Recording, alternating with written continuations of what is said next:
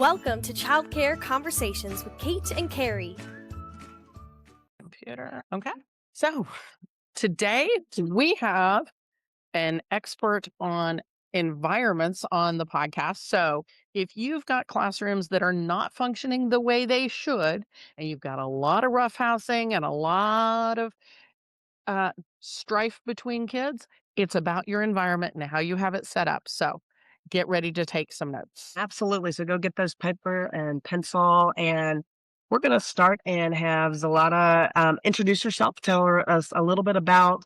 She is a professor at Texas Women's University, and yes, we do have a lot of Texas folks. So if you are not from Texas and you would like to be on our podcast, go to childcareconversations.com and fill out the Share Your Story form. We would love to have you. And with that, tell us a little bit how you ended up in the field, and then we will dive into what we know is your passion. Sure. Well, good morning, everyone. Thank you all so much for tuning in and listening wherever you are, in whatever time zone. Good morning, good afternoon, good evening.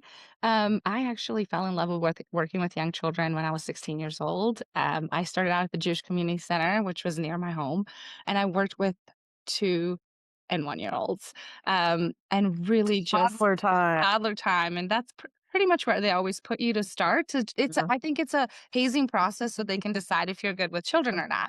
I like that. I don't think of that always as a hazing process and on because I am not the toddler teacher. Exactly. So I loved working with young children, and I did move up to the threes room, and I figured out that was my age range where I really shined and thrived. I love children asking questions and being curious, but I was also really spoiled at the Jewish Community Center. It's a true Reggio program, and their environments are amazing, immaculate, and fabulous. So as I went on through school, I got my psychology degree at SMU, at Southern Methodist University, and I went and got my master's degree in child development at Texas Women's University, and I became a preschool director at 25.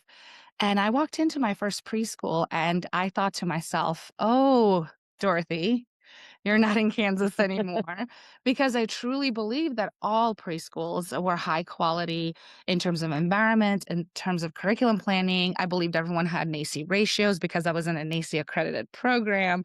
And so it was a really big wake up call for me. All right, so let's talk about that. Yes. So when we talk about environment, how do you define environment? I define the environment as built environment, which are the physical things in the environment. So the furniture, the materials, the books, all the things that children should be able to easily access and reach. So what about colors? Like we've heard and we've seen, we've been in enough programs in the last 30 years that you sometimes see all the primary colors and all of the, I'm going to call it cutesy characters from different shows.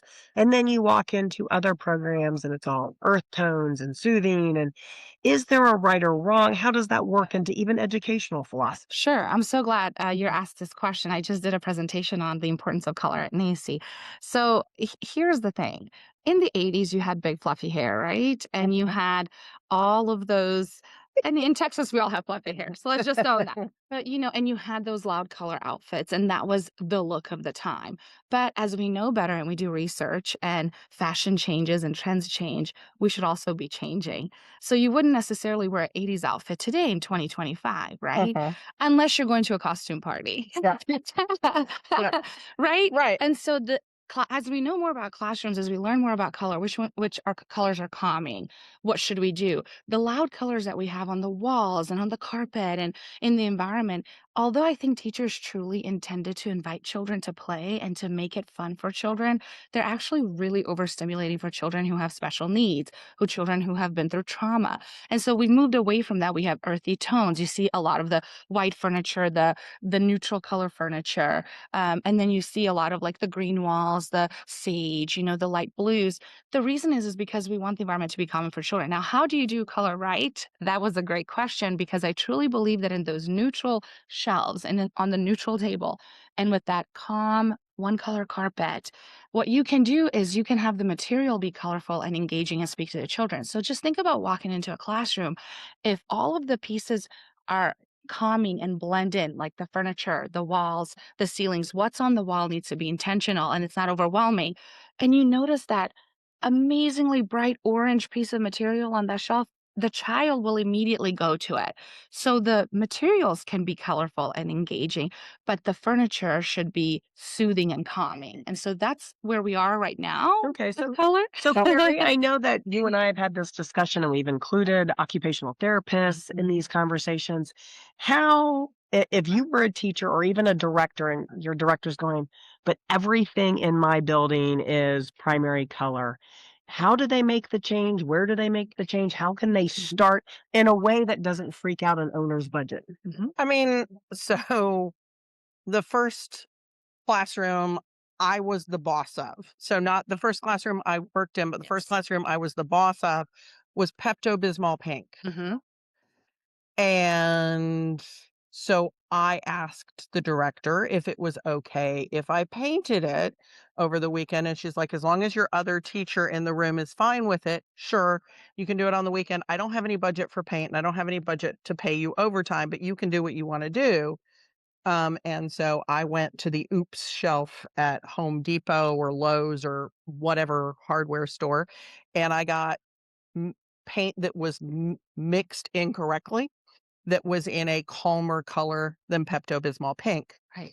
And so I painted that room on a Friday night and Saturday morning so that most of the aroma was gone by Monday morning. Not all of it. I had a whole thing from my other teachers that were like, "What are you doing?" But that is one of those things that is a very easy first step is paint the walls. Don't go with millennial grayish. Um, you still want it to have some warmth in it, but you can do that. And then another really simple thing, if you have those circa 1990s tables that are that bright blue, Yeah. you can get large rolls of contact paper and put a chiller, a less stark color of contact paper on it. Yes, you will have to replace it a couple of times, Yes. but it is significantly cheaper than spending another $200 on a new table. Yeah. And same thing if your bookshelves, for whatever reason, are neon pink or something like Yeah. that, you can paint it. And the hardest thing, I think, is to get teachers to let go of the concept of a circle time rug that has 52 colors Mhm. and every letter, Okay. Well, every number, and every shape. I'm talking about not freaking out the owners. Exactly. And everything else. And I One know piece at a time. exactly. Yeah. You mentioned your first program was a Reggio program. And one of the things that we are always kind of talking to people about is A, do you know your educational Yeah. philosophy and how does that work into your marketing? And how does marketing work into your actual facility? So if you are a Nana and Papa's, you know, program and people are thinking homey, kind of Yes. like, the grandparents Yeah. running the program, that's going to be very different than if you Agreed. show up at a Montessori Agreed. program. How does Sure. environment work in those Yeah. educational I'm philosophies? so glad you asked this question. I get this question all the time. Not all tips and tricks and things that you need to know fit all programs.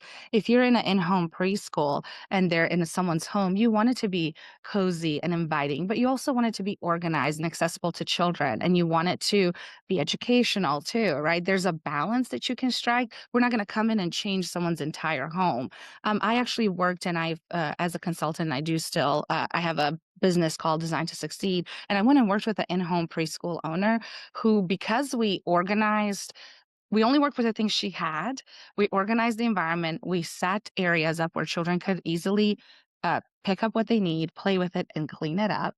And we took about 12 hours in one day and transformed her space. It actually increased her program by 3 students. She only had 4 at the time, and then she was up to 7, and her goal was 8. And that increase of 3 was due to the incredibly organized, intentional, amazing environment that she already had, but she just really needed another set of eyes to come in. Think about when you Well, have a I'm home, close to same do the thing. math because so people listening might get, Yes. okay, it's 3 kids, but for the size of her program, folks listening, hopefully you gathered that was a 75% Correct. increase. Like, so imagine what would happen in your program if you changed some classrooms Mhm. and added 75% more students. Correct. And that's always the goal for owners and directors is to have the licensing allowance of how many children they can have, but it really truly starts with the environment. And so those changes might seem expensive or cumbersome or take a long time, but if you have a plan in place, it doesn't have to happen overnight. You could have a year plan and you could say, okay, we're going to transform the infant room.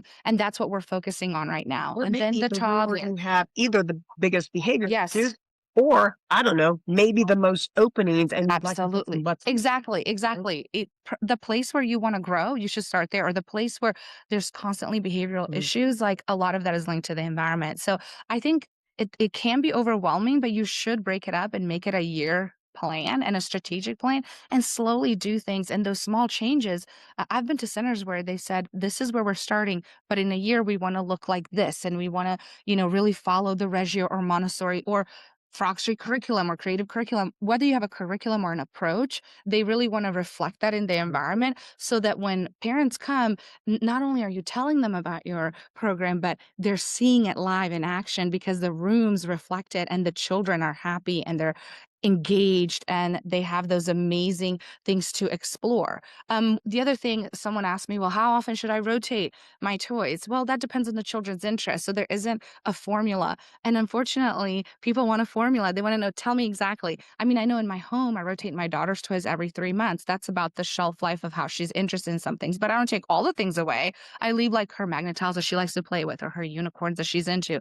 And I change out the other things that she's outgrown. Like if she knows her numbers and colors now, then I bring in, some more engaging material that I might have purchased at Lakeshore or Kaplan. I mean, I got to own where I purchase my stuff, right? You know what I mean? So I think that you don't have to throw it all out. You keep the things that children love, but you rotate in things that are exciting in you so they can go, wait, I didn't see that. And children notice those changes. When I did my research, listening to children's voices regarding classroom environment, I asked children, where do you like to play and where do you not like to play? Really simple questions that anyone can do. A teacher can do, a preschool director can do. And you know what the children said? I like to play in the blocks or I like to play in dramatic player and then say, I don't like to play in the science. And that was the most shocking to me.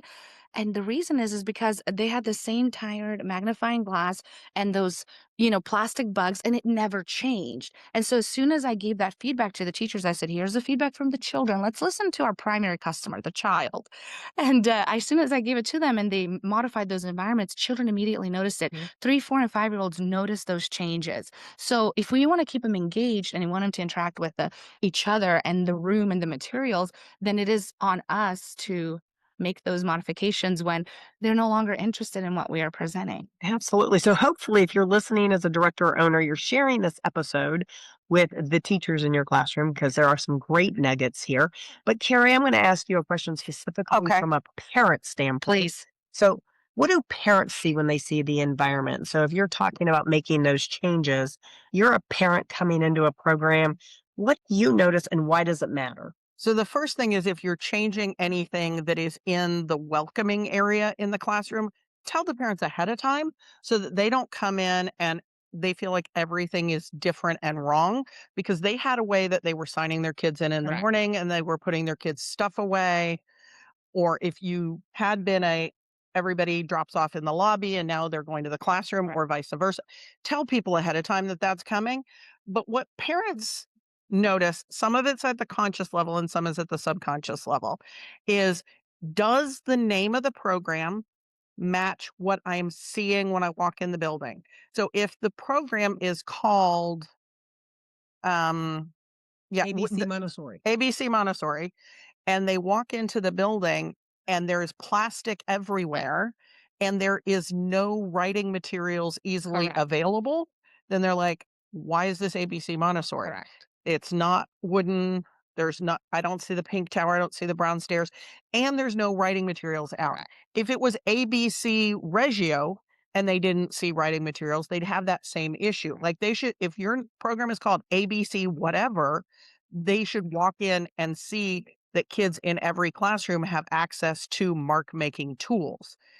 they're not thinking of that consciously. They just kind of go, I don't know. I had a weird feeling about that second program. And here's the thing, most parents aren't touring 5 and 6 programs the way they were even 2 or 3 years ago.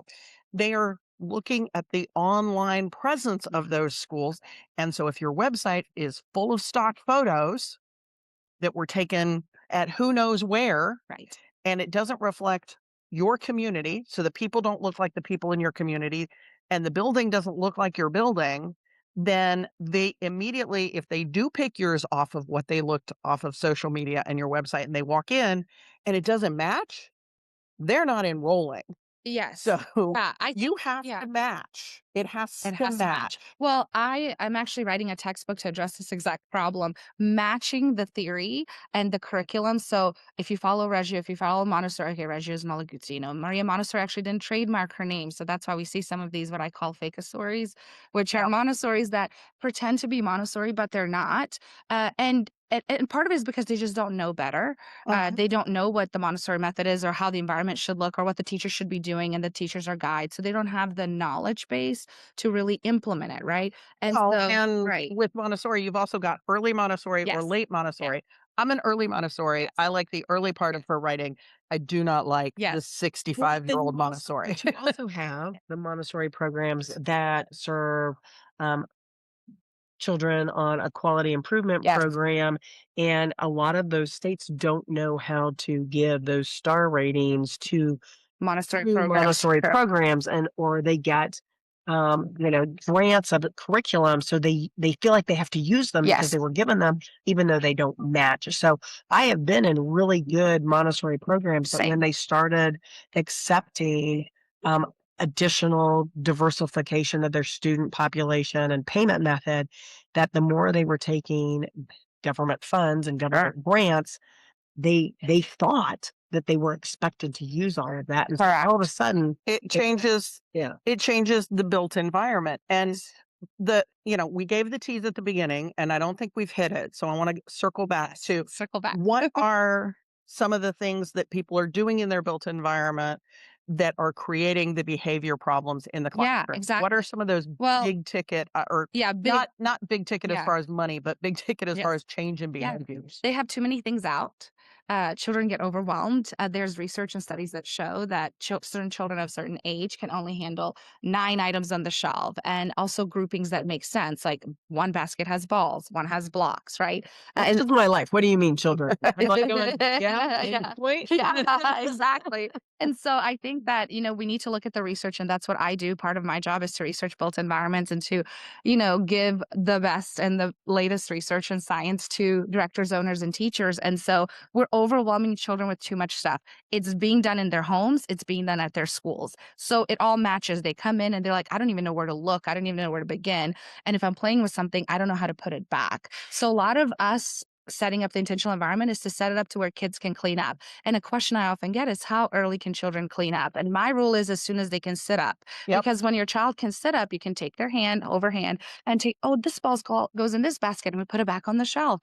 And this goes here. And so you start that early at 6 months old. And so then it pays dividends when they're 2 and 3.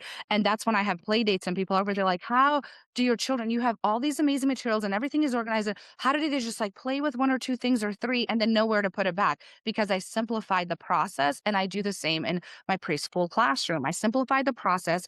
If they can't clean up, then that means there's an error in how I set it up. They should be able to take materials out, use them, and clean them up themselves. Okay, we have to go back to that. Yes. That's a whole separate episode. Yeah, I think that if the kids in the classroom cannot clean up, then that is an error on the way you have set the room up. Sit with that.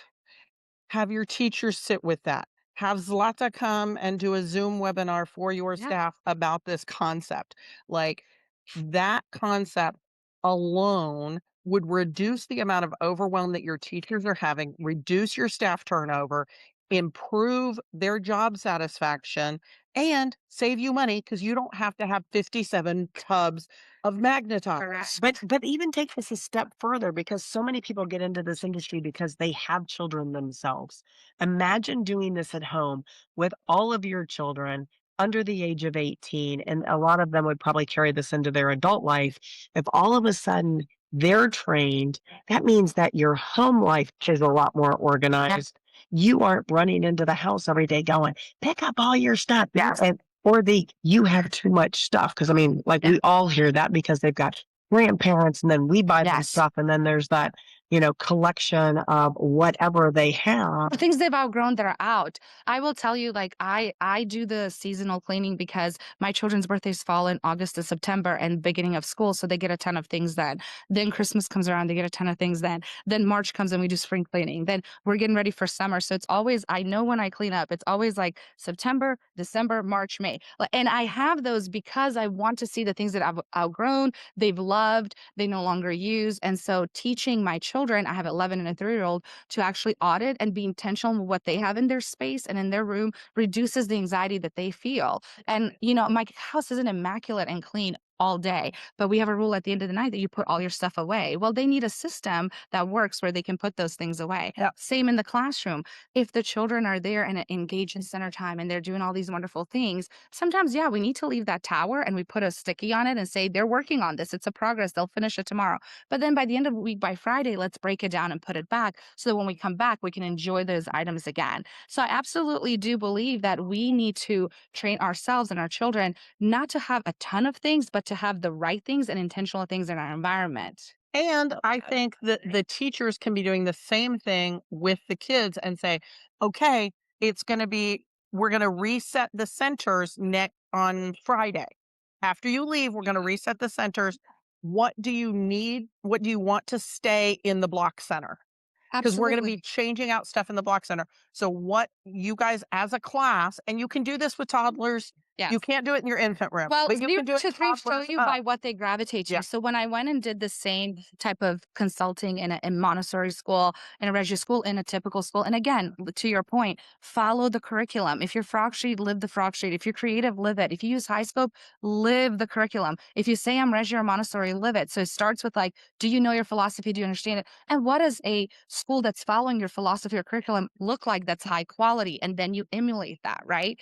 So that's why one size doesn't fit all. But I would definitely say with children, 0 to 3 will show you what they gravitate to. And it was this moment on the playground because I was observing 3 to 6-year-olds in a Montessori, and I was asking the questions: where do you like to play, and where do you like to play? Where do you not like to play, and why? What would you like to see there? What's missing in your school that you have at home that you love to do? Asking those right questions of children. A toddler teacher comes to, she said, you know what? My children are not verbal, but they show me every day with where they all go and gravitate to and what materials they pull out, what they really enjoy. And then those abandoned centers that you might have, like your science center, or, maybe that writing center that you haven't freshened up or updated. And they will tell you with what they're, even infants, they will crawl to the places that they love the most. So using children's data to inform our practice is at the heart of what we should be doing. And so they can tell us what they want and not want in their environment. And we also match our curriculum, match our philosophy, and we don't need all the stuff. And teachers tend to hoard. I will just be honest about this, hoard things, because there are times when the budget is low and they don't have things, but then your resource room can be organized and have the materials that you need and accessible to everyone. I know so many teachers, when I go and flip a classroom, I open their drawers and there's all this paint, and there's no paint in the resource room for other teachers to use. I'm like, and so I ask, like, why are you hoarding the paint? And they're like, well, there have been years when we weren't getting paint. So I think that there's that scarcity issue too, because teachers who are at a center for 5, 10, 15, 20 years have seen times when there wasn't money. And so they tend to hoard things, but having organized label resource spaces where you can go get things you need, papers, paint, Play-Doh, is included. All right, Carrie, what do we want to tell everybody? I think we want to tell everybody that you need to get the resources that are in the show notes from this show.